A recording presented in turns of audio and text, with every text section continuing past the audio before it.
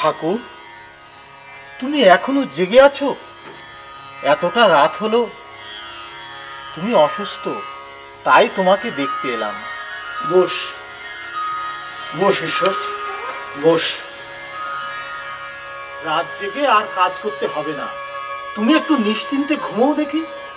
অসুস্থ শরীরে এতটা রাত তুমি জেগে আছো কেন ঠাকুর? ঈশ্বর, আমার জাতির লোক ঘুমিয়ে আছে। আমি জেগে না থাকলে কে তাদের জাগাবে বলতো? যেদিন ওরা জেগে উঠবে সেদিন আমি নিশ্চিন্তে ঘুমবো। আবার তুমি এখানে এসে বলেছো? মা, ঠাকুরকে একটু বিশ্রাম নিতে বলো। তোদের ঠাকুর আমার কথা কোনোদিন শোনে না শুনেছে? দেখি কপালের ব্যথাটা কেমন আছে। মা, তুমি ঠাকুরকে ঘুম পাড়াও, আমি যাই। কোথায় যাবে? আজ আর কোর্টে যাব না।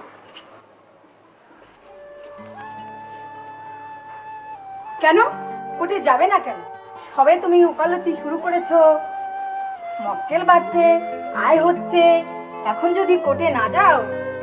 বিন্দু, আয় হচ্ছে এ কথা ঠিক, কিন্তু কিন্তু এসব আমার আর ভালো লাগছে না।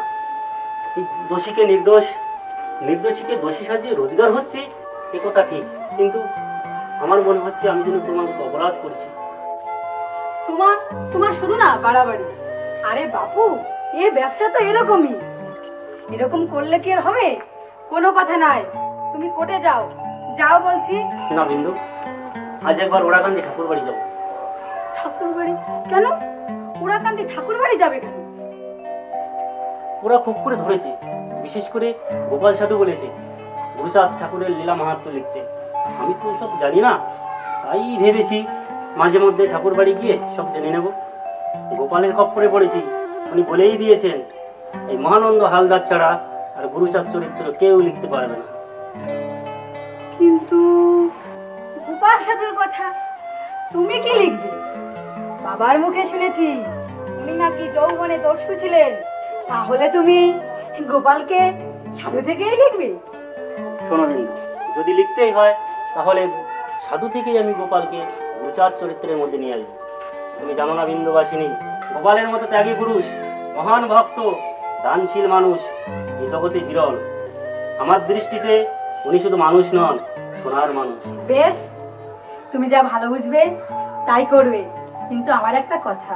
বলো কি কথা? জানতে পেলাম স্বদেশী আন্দোলনে যাবার জন্য মহাত্মা গান্ধী ঠাকুরকে পত্র পাঠিয়েছেন।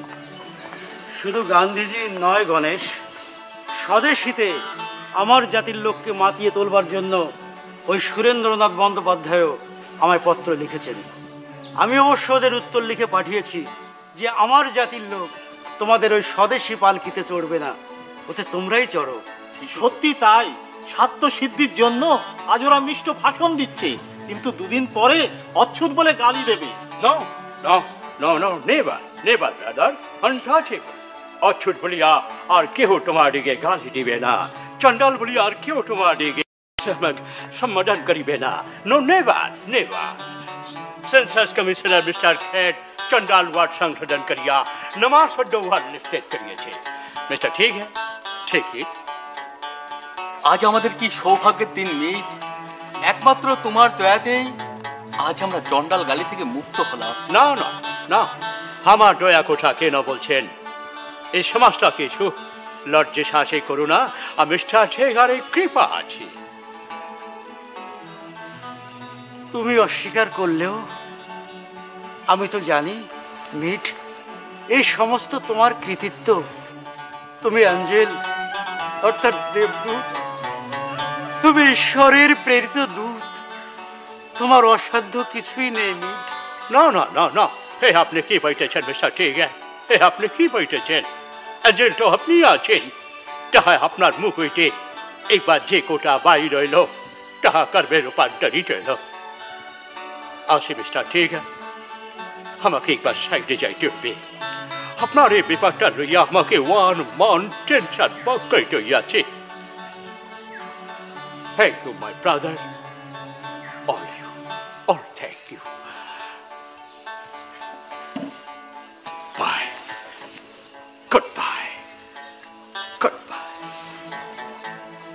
তোমরা দেখলে তো, যা আমার অসাধ্য তা কত সহজে একজন ভিনদেশী খ্রিস্টান আজ সম্পন্ন করলো।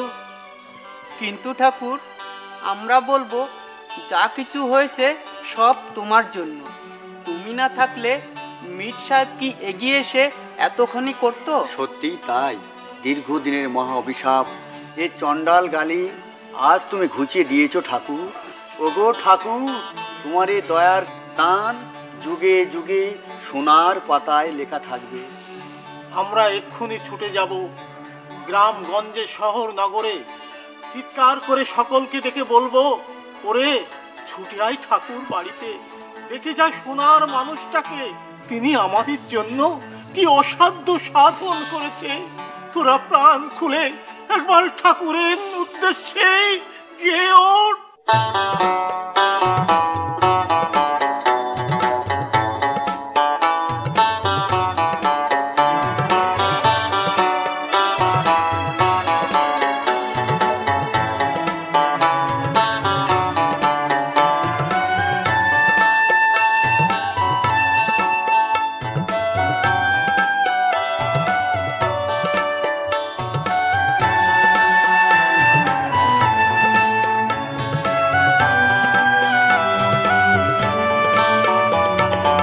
ঘুচিয়েছ প্রভু মহাভিশাপ, তোমারে অবদান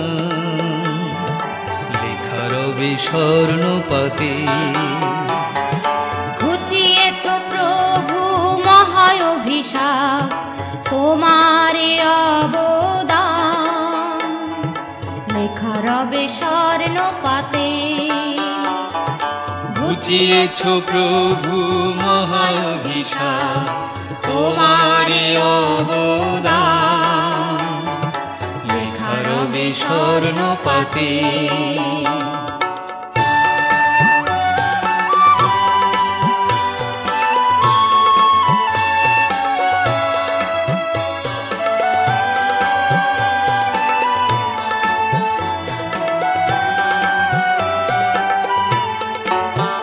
যারা অত্যাচারী তারা বুঝে নিয়েছে, পিছু হটার পালা এসে গিয়েছে। যারা অত্যাচারী তারা বুঝে নিয়েছে, পিছু হটার পালা এসে গিয়েছে।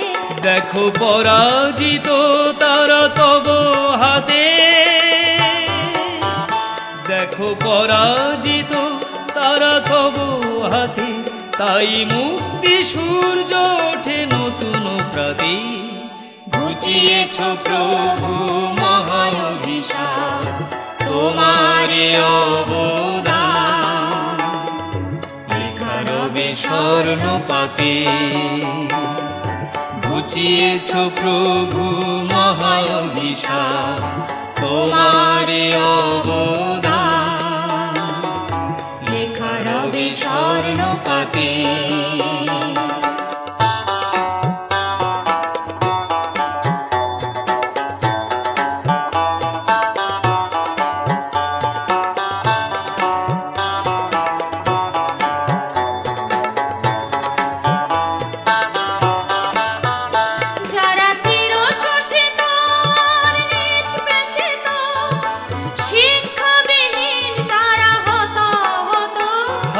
জর্জরিত তুমি কোন আঘাতে, তবু প্রদীপ জ্বালালে আজ আপন হাতে।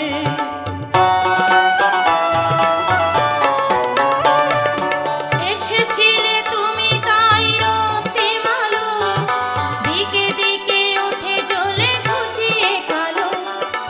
এসেছিলে তুমি তাই রক্তিম আলো, দিকে দিকে ওঠে জ্বলে ঘুচিয়ে কালো। আজ তোমার পরশ পেয়ে ওঠে মেতে, আজ তোমার পরশ পেয়ে ওঠে মেতে। যারা যুগে যুগে ছিল চির বঞ্চনাতে। ঘুচিয়েছ প্রভু মহাভিশাপ, তোমারে অবদান লেখা রবে স্বর্ণপাতে। ঘুচিয়েছ ঘুচিয়েছ প্রভু মহাভিশাপ তোমারই অবদান লেখা রবে স্বর্ণপাতে ঘুচিয়েছ প্রভু মহাভিশাপ তোমারই অবদান লেখা রবে স্বর্ণপাতে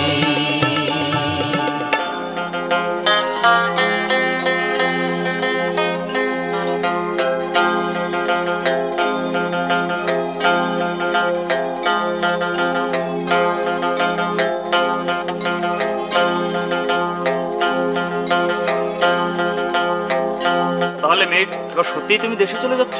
Oh, yes, yes, of course. I mean, কিন্তু আমার মনে হয় ঠাকুর কিছুতেই তোমাকে যেতে দেবেন না।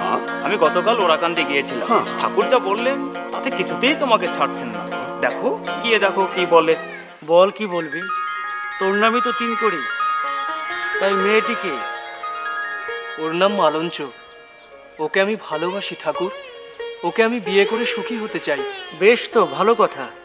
কিন্তু এই সমাজ যে মেনে নিতে চাইছে না ঠাকুর, তাই তাই আমরা তোমার কাছে এসেছি। তোমাকে একটা ব্যবস্থা করে দিতেই হবে। তিন করি, তোরা সমাজ যেমন গড়বি তেমনই হবে। সমাজের কি আলাদা হাত পা আছে রে? তোরা তোদের মনের মানুষ নিয়ে সমাজটাকে নতুন ভাবে গড়ে তুলবি। হ্যাঁ, তোরাই পারবি। তুমি ভরসা দিলে নিশ্চয়ই পারবো ঠাকুর, কিন্তু তোমাকে একবার আমাদের বাড়িতে যেতে হবে ঠাকুর। আমাদের অভিভাবকেরা। বেশ তো, আমি কালই যাব। তোর কি মত মা? আমরা সুখী হতে চাই ঠাকুর। আমাদের সুখী হতে তুমি সাহায্য করো ঠাকুর। তিন করি, তোদের জন্যে আমাকে ঘটকালিও করতে হবে। তা তোরা কিভাবে বিয়ে করতে চাস? আমরা মতুয়া মতে বিয়ে করতে চাই ঠাকুর। মতুয়া মত কি? মতুয়া কাদের বলে জানিস? জানি ঠাকুর। যারা ঠাকুর হরিচাঁদ এবং গুরুচাঁদ ঠাকুরের মত এবং পথ অবলম্বন করে বিশুদ্ধ ভক্তি প্রেমে মাতোয়ারা হয়ে ওঠে, তাদেরই মতুয়া বলে ঠাকুর। বেশ বলেছিস তিন করি, খুব ভালো বলেছিস। তোরা সুখী হবি তিন করি, তোরা নিশ্চয়ই সুখী হবি। যা, এবার তোদের মায়ের কাছ থেকে আশীর্বাদ নিয়ে আয়।